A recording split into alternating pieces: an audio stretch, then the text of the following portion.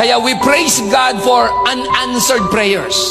Nagpapasalamat tayo kay Lord, madalas hindi ginagawa ng Diyos. You prayed for healing, the person died.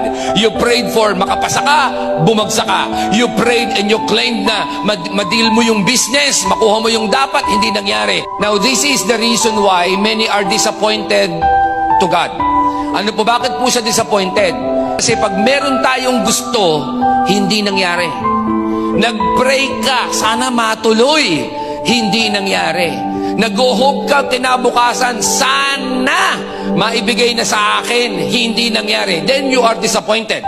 And then sinisisi mo si Lord, biniblame mo siya. Ang dahilan, kasi kilala mo lang ang Diyos sa kaya niyang gawin. Pero pagkakilala mo talaga ang Diyos, dapat kilala mo rin ang Diyos sa hindi niya gagawin.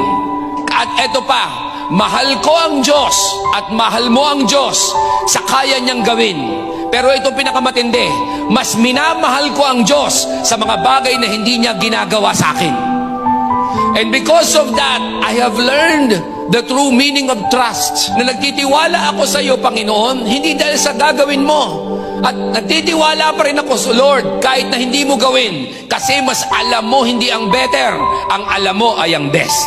Alam mo, ang hinihintay lang naman ng Diyos, sabihin mo sa Kanya, Panginoon, I still trust you, I still love you, I will still pray, I will still worship, and I will still serve. Kahit hindi mo ibigay, ang mahalaga, ikaw ang mahalaga sa buhay ko.